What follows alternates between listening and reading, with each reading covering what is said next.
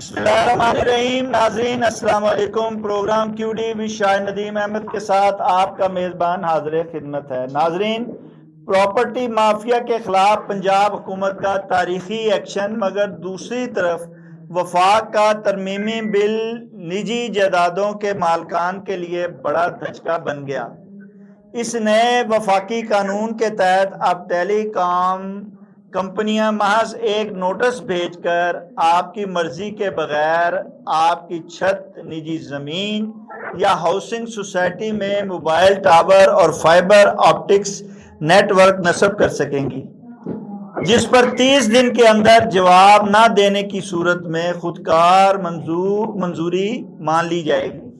सबसे तशवीशनाक बात यह है कि हाउसिंग सोसाइटीज़ और पब्लिक इंफ्रास्ट्रक्चर अब इस रसाई का कोई किराया या फीस वसूल नहीं कर सके, जबकि इनफरादी मालकान के तनाज़ात का फैसला भी मालिक की बजाय हुकूमत करेगी। और कंपनियों के काम में रुकावट डालने या कानून के खिलाफ वर्जी करने वाले मालकान को 50 करोड़ रुपए तक संगीन जुर्माने का सामना करना पड़ेगा। इस पर तफसील से गुफ्तगू करने के लिए आज हमने सीनियर सहाफ़ी कॉलम निगार तजिया का जनाब सैयद शुएबुद्दीन अहमद साहब और सीनियर कॉलम निगार तजिया कार जनाब अहमद जवाद भट्ट साहब को मदऊ किया है। हम दोनों ही मेहमान गिरामी के शुक्रगुजार हैं कि वीडियो लिंक पर प्रोग्राम में शरीक हो रहे हैं। मैं प्रोग्राम का आगाज़ सैयद शुएबुद्दीन अहमद साहब से करते हुए इनसे पूछना चाहूँगा, जनाब सैयद शुएबुद्दीन अहमद साहब, पंजाब हुकूमत की जानिब से जायदादों की खरीदो फरोख्त के लिए ग्रीन प्रॉपर्टी सर्टिफिकेट की शर्त को आप किस नज़र से देखते हैं? देखिए, बात यह है कि हमारी मौजूदा हुकूमतें माजरत के साथ अवाम के वोट से नहीं आई हैं, लिहाजा इनका अवाम से कोई ताल्लुक ही नहीं है, ना इन्हें अवाम की कोई परवाह है। इनका कोई भी फैसला हमारे हक में नहीं होता। हम अब कीड़े मकोड़े हैं। इनका यह ख्याल है कि जैसे चाहे, जब चाहे, जो चाहे कानून पास कर सकते हैं। मैंने 30 साल मुसलसल पंजाब असेंबली की रिपोर्टिंग भी की है। आप यकीन करें, ये आंखें बंद करके कानून साजी करते हैं। ये कभी पढ़ना पसंद नहीं करते।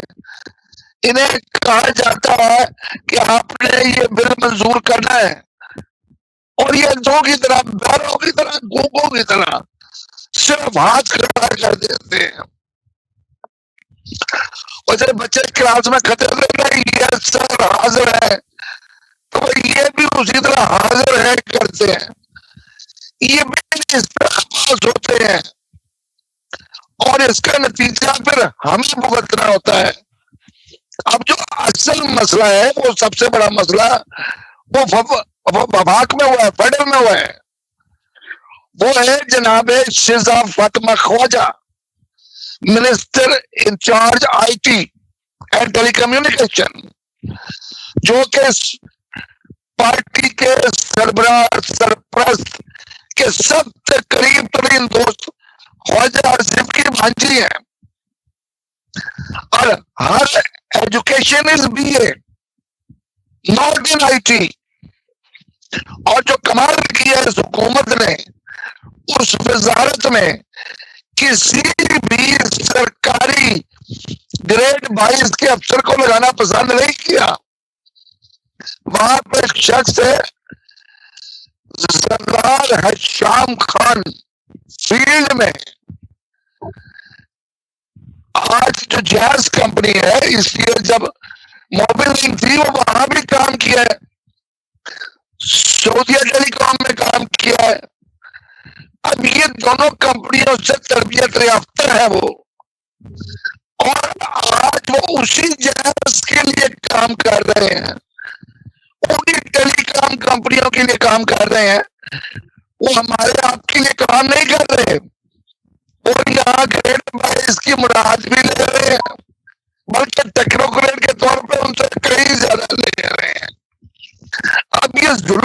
कहाँ है? ये तो गलत बात है जो आपने बता दिया।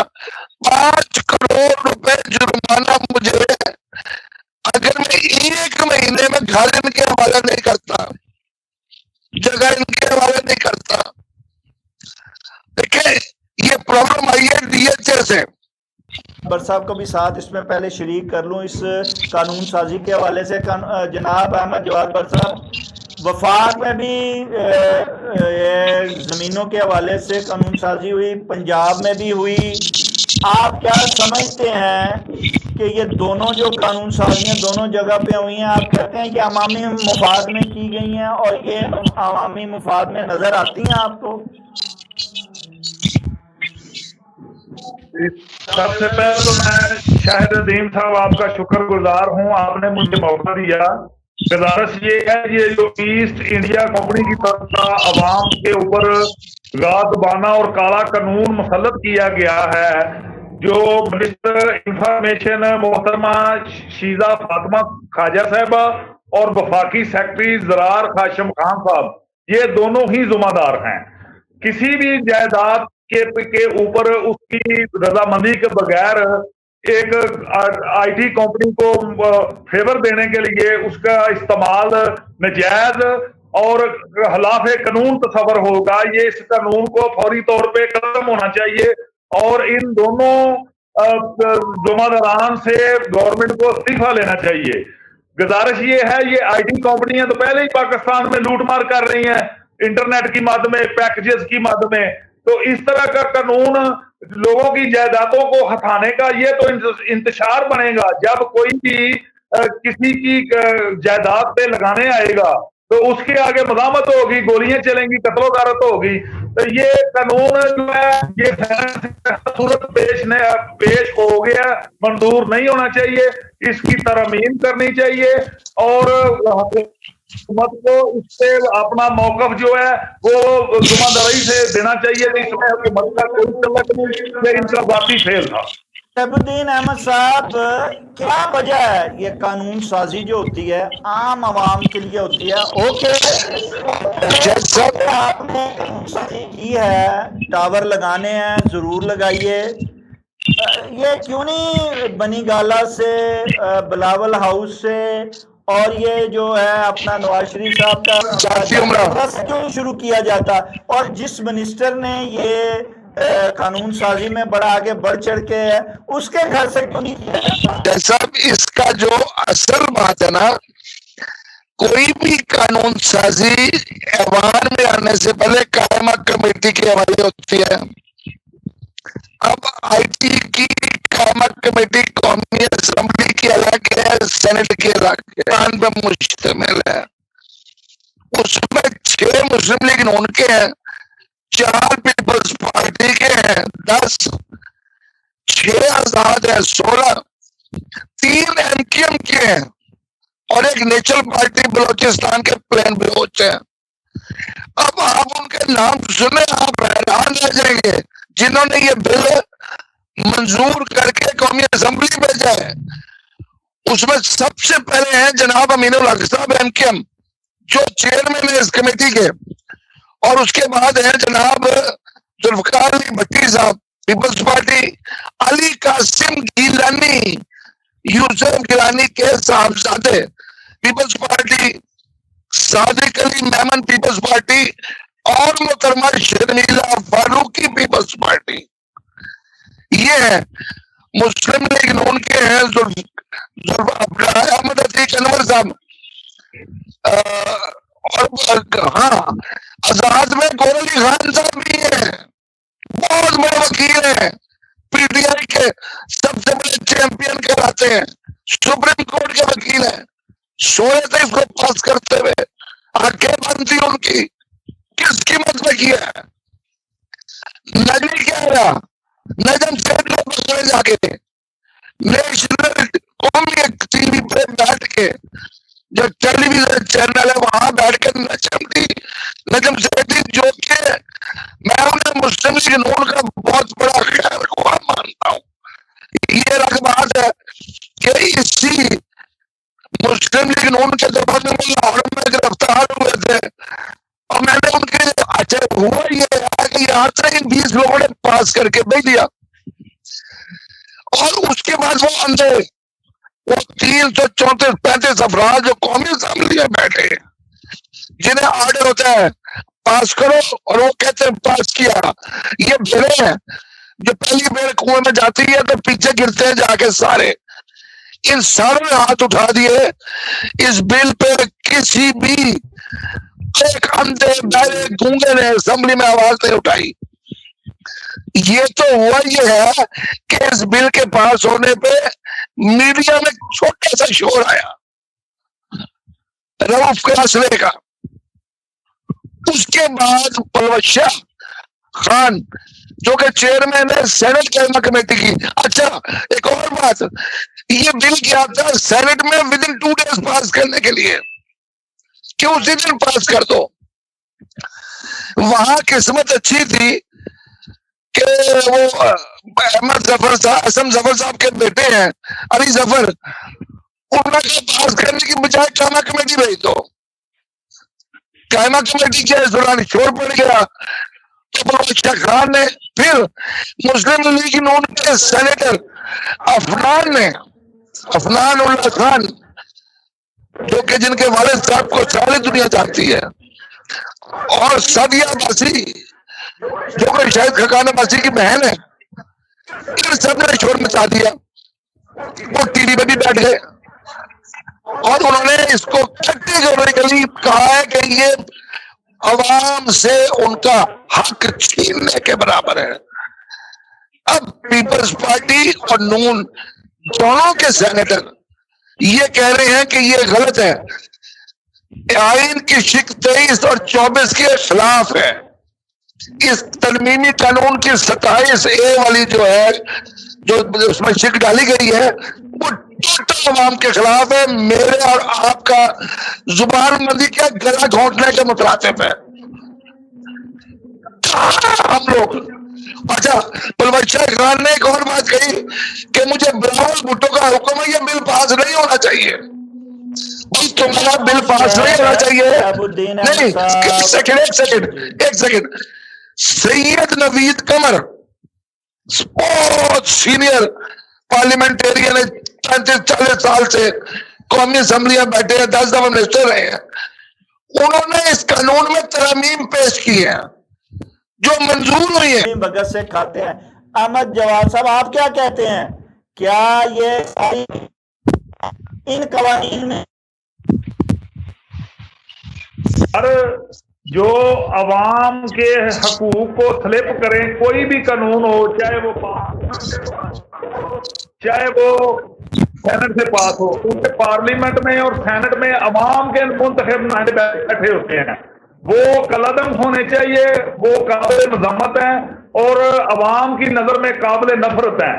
शाह साहब आप देखें तो कोई भी प्राइवेट कंपनी किसी को भी जायदाद से महरूम कर दे तो वो उस खानदान पे क्या बीतेगी। तो एक कंपनी आती है, वो आके टावर लगा देती है, घर वाले को बोलती है 1 महीने में घर खाली करो।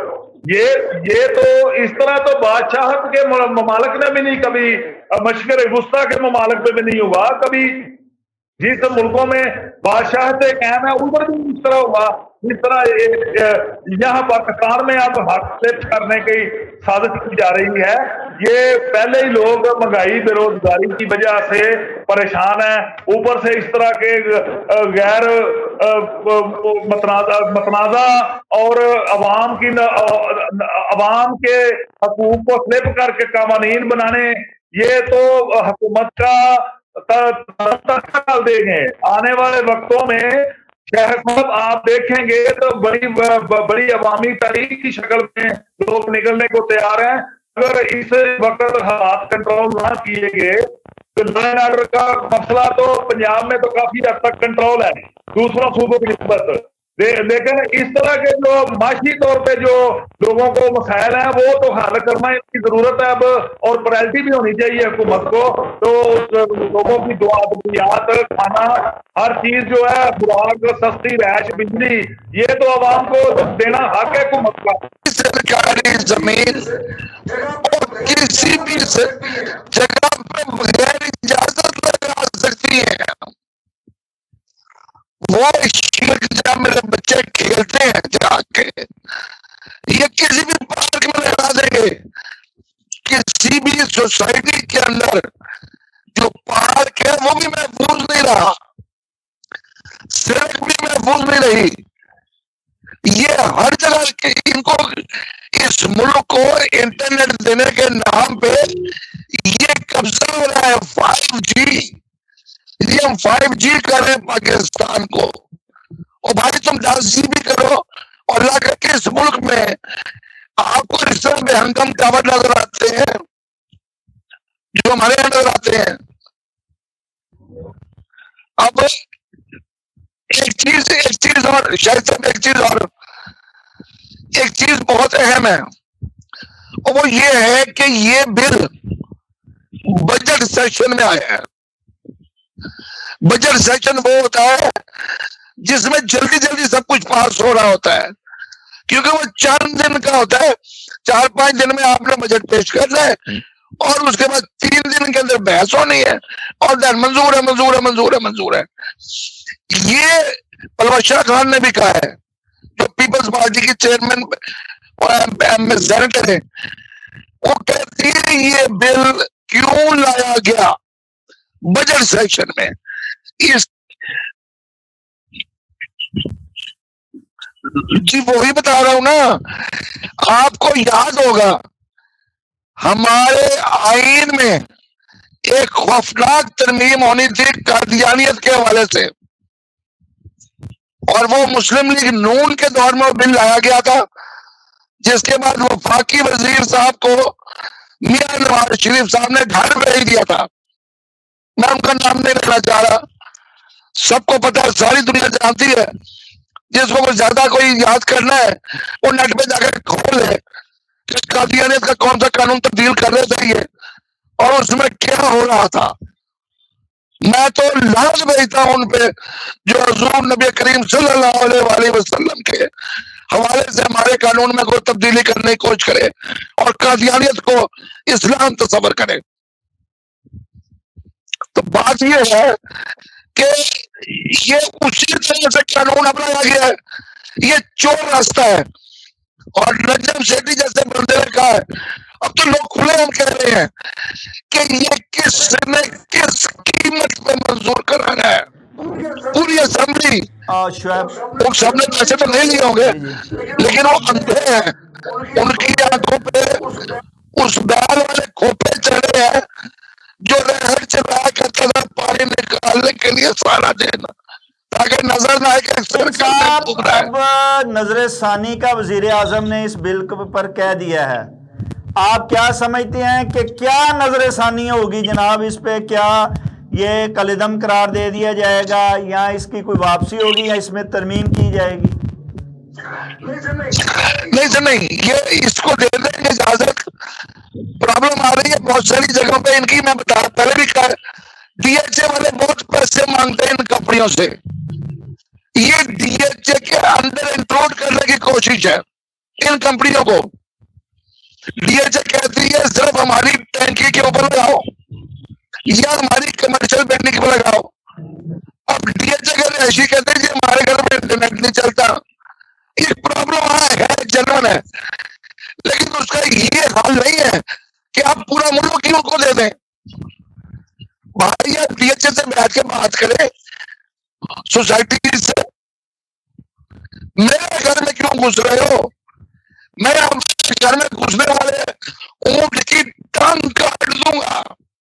तो अवाम के हकूक करने वाली शख्स है उसको कलंदर करार दिया जाए, और जो इसमें बेहतरी हो सके वो इस तरह का कोई मैकेनिज्म, अच्छे कानूनदान को आईटी के बंदे जो मुल्क को कौम के लिए मुखलस हैं, दयानतदार हैं, उनको शामिल किया जाए।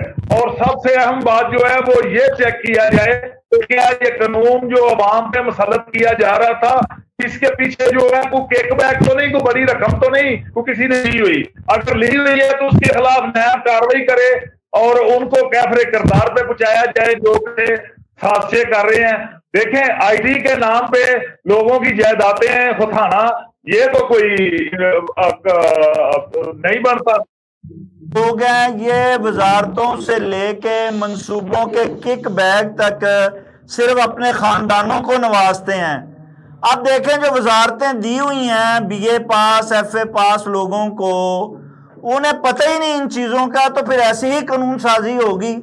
जब पार्लिमान में बैठे इनके अपने हलीफ और हरीफ खामोश रहते हैं तो फिर ऐसे ही बिल पास होंगे ना। जी शाह साहब, ये तो अफसोसनाक पहलू है ना। देखें अब ये पंजाब हुकूमत के मुताबिक वफाक से इतनी गजब और अजब किस्म की करप्शन की ये दास्तान रिपोर्ट जर्नलिस्ट हमारे भाई दोस्त रहे हैं। मैंने शायद मेतला साहब की ट्वीट देखी, मैं और भी काफी जर्नलिस्ट साहबान की देख रहा था, अपना राउत कलासरा का साहब का देखा, हमारे उस्तादों के उस्ताद बा किरदार शख्सियत प्रोफेसर तौफीक भट्ट साहब ने आर्टिकल लिखा, उनके खिलाफ प्रिंट मीडिया के खिलाफ खबर और आर्टिकल के साइबर क्राइम FIA कार्रवाई नहीं कर सकती, उनको बेबुनियाद नोटिस दे के हरासा किया गया और पूरी सहाफती बरादरी ने उनको साथ दिया और भरपूर मजम्मत की है। तो ये इस तरह की कहानियां जब हुकूमत के और ब्यूरोक्रेसी के खिलाफ, ये तो अवाम की रिसेप्शन है ना, तो ये करप्शन हो रही है कई जगह पे, बहुत ज्यादा हो रही है। ब्यूरोक्रेसी में कोई पुलिस या औरत नहीं आती, ये लातादाद में जो आते हैं, इसमें रेलवे भी है और भी इंडस्ट्रीज आती हैं। अब देखना ये है शायद साहब, मीडिया का गला घुटा जा रहा है, तो ये करप्शन पे बात ना करें। आप किसी जगह भी कोई स्टोरी रिपोर्ट करके देख लें, जो सहाफी को नोटिस आ जाता है और ऊपर पूछने वाला भी कोई नहीं है। ये हुकूमत को चाहिए तो जो अच्छी रिपोर्टिंग हो रही है उसको उसमें बेहतरी की जाए, उसको जो करते हैं उनको क्या बड़े किरदार बचाया जाए कि क्यों ना उस जर्नलिस्ट को हराना किया जाए। ये तो काबिल मजम्मत है और आइन और कानून के खिलाफ है। शहाबुद्दीन अहमद साहब, ये जो इन्होंने पहले तो होता था कि कोई आवाज़ उठा रहा है, अगर जर्नलिस्ट उठा रहा है उस पर पीका एक्ट, कोई पार्लिमानी उठा रहा है या सियासी लीडर उठा रहा है तो उसके लिए डाला आ जाता था, कदगनें थी हर चीज़ की। अब तो अवाम पे कदगन लगानी शुरू कर दी है, अवाम को नोटिस देना शुरू कर दिए हैं, अवाम के हकूक को सलब करना शुरू कर दिया, अवाम की ज़मीन को अपनी जायदाद समझना शुरू कर दिया। और ना सिर्फ ये बल्कि 50 लाख से 5 करोड़ 10 करोड़ तक जुर्माना जो है वो आयद कर दिया है। क्या ये इंसाफ हो रहा है? कहाँ है अदालतें, कहाँ है हकूक की वो जो तंजीमें, कहाँ है इंसाफ जनाब? सब अदालतें आईनी हो गई हैं। वो आइन के तहत फैसला करती है और आइन हमारा जब चाहे बदल लेते हैं। एक आईने में तरी मारने वाली जो पिछले महीने है वो 1 महीना लेट हो गई है कि सहाफियों के मुंह पे टेप लगा दी जाए। इनकी उंगलियां, आपको पता है एक बड़ी मशहूर कहानी है, पता नहीं सच है झूठ है, कि बांग्लादेश में जो मलमल बना करती थी वो माचिस में आ जाता था एक पान, ये मशहूर है, इतना बारीक होता था। तो अंग्रेज ने अपनी फैक्ट्रियां चलाने के लिए उनके अंगूठे काटे थे। तो कल को कानून आ जाए कि सहाफिया ने अंगूठे भी कटो, ना पैसा पढ़ेंगे ना लिखेंगे, जुबान बंद कर टेप लगा दो तो फिर नहीं बात आता जुबान। तो कहते हैं अवाम ने बड़ी कुर्बानी दे ली, अब शुरफा जो हैं वो याशियां बंद करें और कुर्बानी दें। यहाँ तो फिर छुरी जो है वो गरीब के गले पे ही चल रही है, आम आदमी के गले पे ही चल रही है। देना कुर्बानी। वजीर आजम हाउस के लिए जो 97 करोड़ और सदा इस साल बजट में मुख्तस किया है उस इजाफे को माइनस कर दें। अगर इमरान खान पागल आदमी था, वो एक बिस्कुट का पैकेट आपके आगे रखता है 10 रुपए वाला या 20 रुपए वाला क्या है, और चाय का कप। तो ये लोग भूखे हैं, ये भूल गए कि कायदे आजम रहमतुल्लाह अलैह ने जब कैबिनेट मीटिंग हुई थी तो जब वहां पे सबके सामने चाय रखी गई, क्यों नहीं है? उन्होंने कहा ये मेंबर्स के लिए, उन्होंने कहा नहीं, ये अपने घर से चाय पी के आए हैं, इन्हें कोई हक नहीं है ये सरकार के पैसे पे चाय पीने बिस्कुट खाने का, उठा दो सारा कुछ। उन्हीं कायदे आजम ने सिर्फ चंद मिनट लेट आने पर लियाकत अली खान को पूरी मीटिंग में खड़ा कर दिया था कि तुम वजीर आजम हो गए, लेकिन तुम्हें कोई राइट नहीं है यहाँ पे लेट आने का। वो किससे आप क्या मांग रहे हैं? ये कायदे आजम सानी और उनके भाई इस काबिल नहीं है कि ये कोई फैसला कर सके, ये सिर्फ नाम इस्तेमाल करते हैं। अब अहमद जवाद भट्ट साहब, मुहर्रम का महीना है, इशार और जज्बे का महीना है, नवाज़े रसूल की शहादत का महीना है, ये हमें क्या ये सबक देता है जो हम दे रहे हैं? हुक्मरान और अवाम की गले पे छुरियां डाल रहे हैं, काट रहे हैं, उनके हकूक़ सलब कर रहे हैं, खुद भी अपने असासे बना रहे हैं, अशराफिया को भी नवाज रहे हैं। क्या ये हमें महीना और ये शहादत रसूल सल्लल्लाहु अलैहि वसल्लम ये सबक देता है? शायद नदीम साहब सल्लल्लाहु अलैहि वसल्लम, हज़रत इमाम हुसैन अलैहिस्सलाम, उनके रुफ़का, उनके ख़ानदान में दुनिया की तारीख में सबसे बड़ी और लाजवाब कुर्बानी पेश की और इस्लाम को जिंदा किया उन्होंने अपने खून से। वाक़या करबला जो है वो हमें यही दर्स देता है कि हम किसी के साथ जुल्म ना करें, ना इंसाफी ना करें और किसी जाबर और गाज़ब हुक्मरान के हाथ पे बैत ना करें। देखें, इमाम हुसैन अलैहिस्सलाम ने करबला के मैदान में यजीद पलीत के हाथ पे बैत नहीं थी की। आज भी इमाम हुसैन अलैहिस्सलाम का नाम इस्तेमाल करके 3 तबकात ने जाती मुफाद के लिए इस्तेमाल किया। नंबर 1 यजीद पलीत ने अपनी हुकूमत के लिए, नंबर 2 ये जो जाकिरीन और जो पढ़ने वाले हैं उनका नाम लेकर ये करोड़ों रुपए, लाखों रुपए कमा रहे हैं। तीसरे जो वार हैं वो जाके उस जगह पे पैसे लेके बताते हैं। तो ये देखें, नवासा रसूल इमाम हुसैन अलैहिस्सलाम किस जगह पे शहीद हुए। देखिए, फलसफा शहादत इमाम हुसैन अलैहिस्सलाम हमें ये दर्स देती है, तो हम किसी भी जालिम जाबर के आगे कलमा हक कहें। आज भी 1400 साल बाद सल्तनत ईरान ने यहूद और नसरा को शिकस्त दी है, वो इमाम हुसैन अलैहिस्सलाम के पैरोकार हैं। उधर उन्होंने इमाम रज़ा अलैहिस्सलाम के मज़ार अक़दस पे बीबी कुम मसूमा सलामुल्लाह अलैह के मज़ार अक़दस पे दुआएं की और अल्लाह ताला ने सल्तनत ईरान को, हमारे मुसलमान भाइयों को यहूद और नसरा के खिलाफ अल्लाह ने हमें फतह नसीब की। इसमें सबसे ज्यादा किरदार हमारे फील्ड मार्शल सैयद आसम मनीर शाह साहब, वजीर आजम शहबाज शरीफ साहब, इसहाक डार साहब और वजीर दाखिला मोहसिन नकवी साहब का है। हम पाकिस्तान की मिलिट्री क़यादत मोहसिन नकवी साहब ये दिन रात कोशिश करके अगर सल्तनत ईरान की अमेरिका के साथ मुज़ाकरात की मेज पे ना लेकर आते तो हो सकता है ये आलमी जंग जो है ये मशरिक़ वुस्ता से सारी जनूबी एशिया में कई ममालिक में फैल जाती। लेकिन अल्लाह ताला ने ईरान को फतह दी और पाकिस्तान को इज्जत और मुकाम से वो जो दुनिया में अता किया है, तो जो क्या रहती दुनिया तक पाकिस्तान का नाम रहेगा। पाकिस्तान जिंदाबाद, मुसल्लह फौज जिंदाबाद। आखिरी सवाल यही कि फलसफा शहादत क्या यही सबक देता है कि 12 बार सालसी ते अंदर जड़ा है वो आम आदमी के गला दबाया जाए और गले पे छुरी जाए और कुर्बानी का बकरा बनाया जाए और जुल्म की इंतहा की जाए और करबला बर्पा की जाए?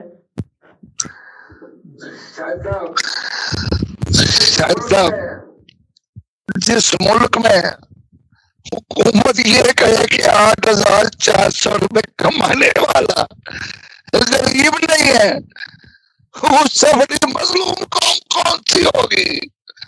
आ जाते हैं, हम तक तो पहुंचती नहीं, हम पे तो उन्होंने $90 अरब का कर्जा चढ़ा दिया है, मोटरवे के नाम पे, LNG के नाम पे, IPPs के नाम पे खाए जा रहे हैं।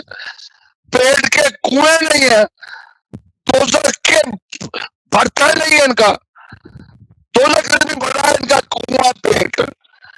समझ नहीं आ रही, 8,500 रुपए में क्या करेगा कोई शख्स? 200 रुपए किलो दूध 1 किलो भी लाएगा तो मुझे बताया कितना बनता है? यानी कि 5 दिन का 1,000, 10 दिन का 2,000, 1 महीने का दूध कहां से बच्चों को पड़ाएगा? बाकी रोटी कहां से आएगी? वो जो जाली आटा ये बेचते हैं जिसमें सब कुछ निकला हुआ होता है, वो 2,000 का आटा लाएगा तो उसमें महीना पूरा नहीं होता, बाकी कहां से आएगा? बिल कौन देगा? बिजली का बिल जो 8,000 वाले जब तक कमाने वाला है उसके घर भी 25,000 का भेजते हैं ये। सारी दुनिया में बैजा अवाम का पठा जा। बहुत बहुत शुक्रिया। नाजरीन, मजमूई तौर पर देखा जाए तो हुकूमत का ये दोनों इक़्तिदामात एक ही वक्त में दो मुख्तलिफ रुख पेश करते हैं।